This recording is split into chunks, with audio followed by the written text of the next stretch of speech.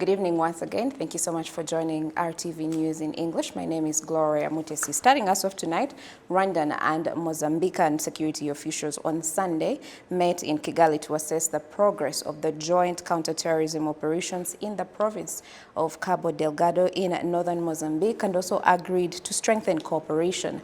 As Sam Kalisa now reports, in addition to the military chiefs, the talks between the Mozambican and Rwandan delegations were attended by the General Commander of the Mozambican Police and the Inspector General of Rwanda National Police. It has been 6 months since Rwandan troops, the army and the police were deployed to fight terrorism in Cabo Delgado province of northern Mozambique.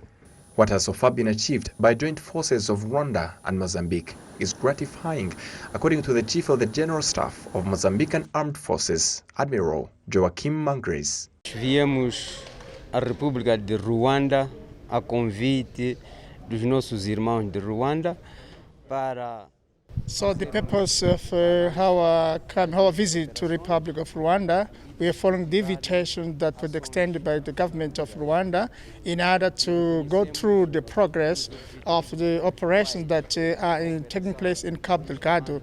So we went through all the operations that are going through in Cabo Delgado, and also to see and evaluate the step forward. Destacamos também que, graças ao empenhamento das forças de defesa e segurança de Rwanda, and I also want to underline the dedications of Rwanda Defense Forces and the fighting support against terrorism in our country, and this now is being seen in our people's recovering their lives and returning back to their normalcy in our country. E este marco é bem patente nas mentes de todo o povo moçambicano.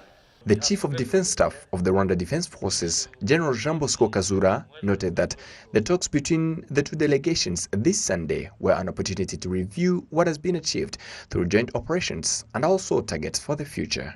Indeed, great pleasure that we receive you again in this room where we met some months before.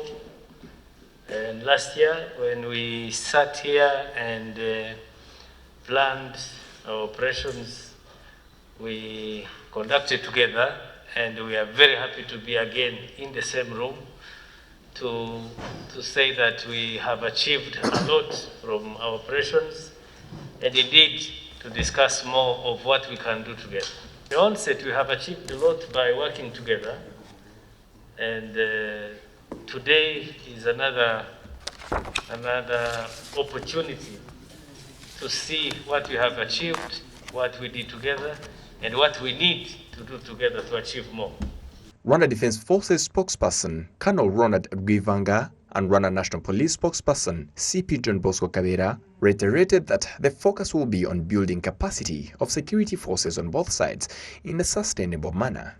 The other issue that we discussed also is ways in which to improve, to start the training of Mozambican Defense Forces so that we fulfill the last element that we discussed of security sector reform in order to provide the requisite capacity to the forces in Mozambique to be able to stand on their own when we make the decision to withdraw in future.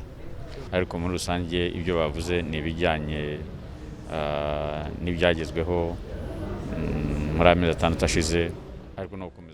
In general, the talks focused on what has been achieved in the last 6 months, but also to continue the cooperation so that the mandate of the police in Mozambique, which is fighting terrorism, restoring peace and capacity building, can be achieved.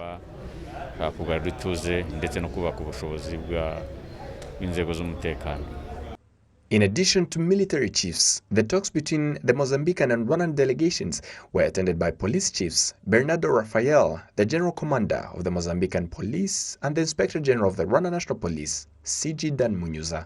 It was in July 2021 that Rwanda sent the army and the police to Mozambique. 6 months later, Rwanda and Mozambican joint forces have managed to oust terrorists from the main bases, and currently efforts are being put into restoring peace in Cabo Delgado.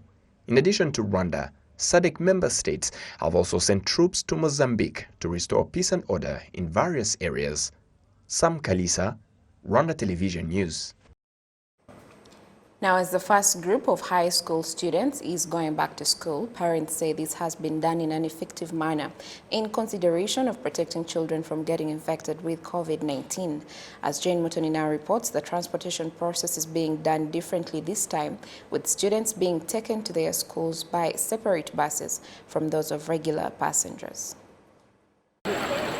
At the Kigali Stadium in Nyamirambo, students are waiting for buses to take them to their respective schools. They are going to start the second term of the 2021-2022 school year. They are set to resume their studies during a time when COVID-19 cases have spiked once more. Some children say they are aware of the severity of the pandemic and that they are determined to focus in their studies while also adhering to the COVID-19 preventive measures in place. I am ready to study hard and pass while also abiding by the COVID-19 preventive measures, such as washing hands regularly, especially when using other books. I got the first dose of the COVID-19 vaccine and the second one recently, and I will continue to respect the preventive measures in place, such as social distancing and the rest. While the transportation process is being done differently this time, whereby students are being taken to their schools by buses separately from those that take regular passengers, some parents commended this method as it assures them of their children's safety versus how it was done before. This is very good because my child is in senior one and young, so imagine my child being squeezed among strangers, including thieves. But now I feel comfortable knowing that my child will arrive safely with all the belongings.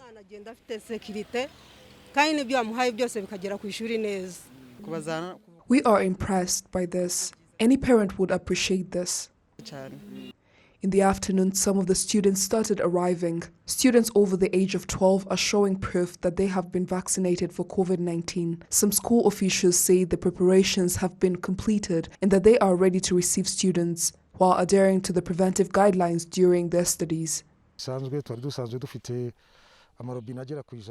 We already had 100 taps at 20 hand-washing facilities here in this school, so washing hands should be a habit for all students, and we shall keep emphasizing it.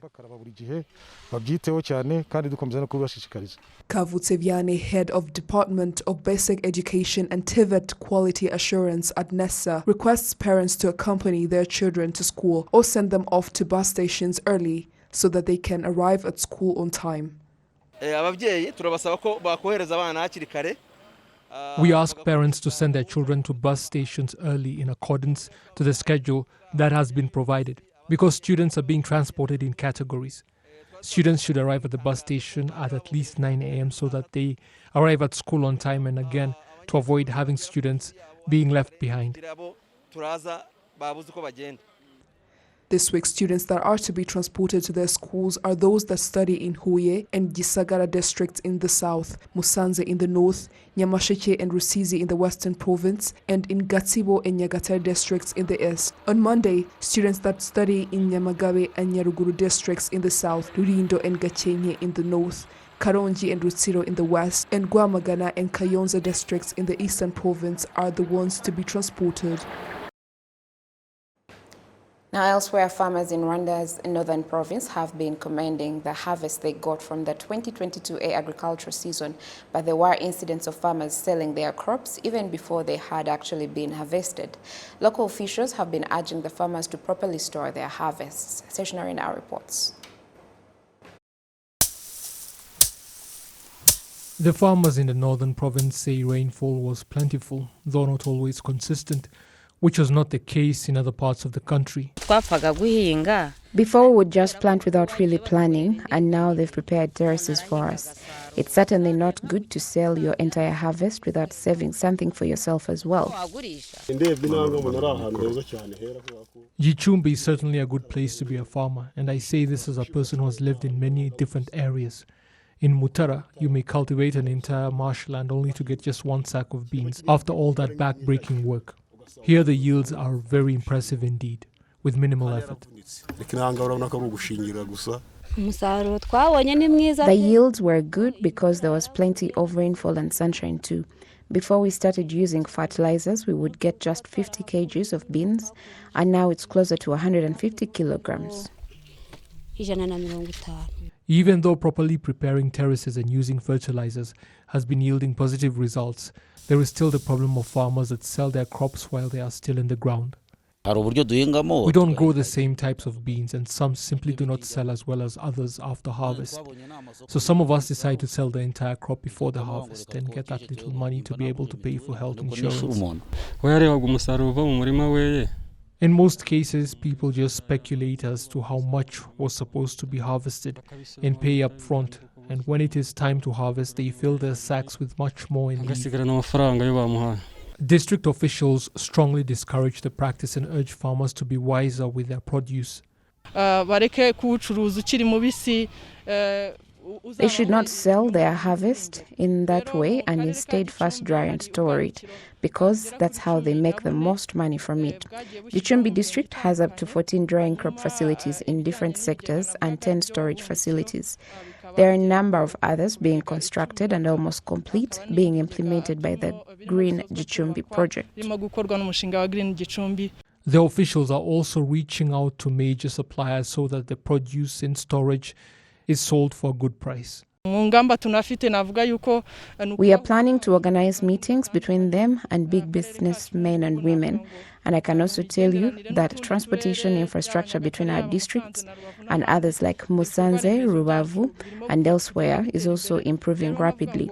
So in addition to organizing such meetings, we are also calling on our fathers to go about their activities professionally. The Rwanda Agriculture Board is yet to compile the final figures of the yields from the 2022 agricultural season. Now, the executive secretaries of all the cells in Nyagatare district were given 108 computers. The beneficiaries of this thank the government of Rwanda and acknowledge that they will now relieve the sector of some services that were given there and now will be accessed at cell level. Nyagatare district is home to 108 cells. The executive secretaries of each cell were given a Lenovo computer. They now say this comes as an answer to some of the challenges they were facing before.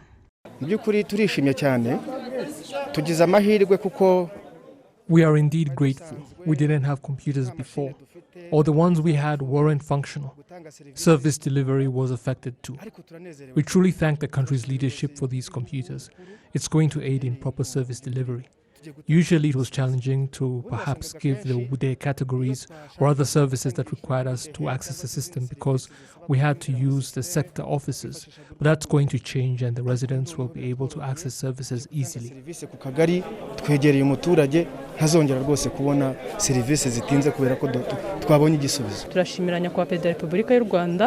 We thank His Excellency the President of the Republic of Rwanda for thinking of us and increasing our capacity to offer better services. These computers will enable us speed up giving services like offering deaths and birth certificates, court cases, among others, which were slowed down because the computers we had were really slow. This will definitely help us speed up and better service delivery.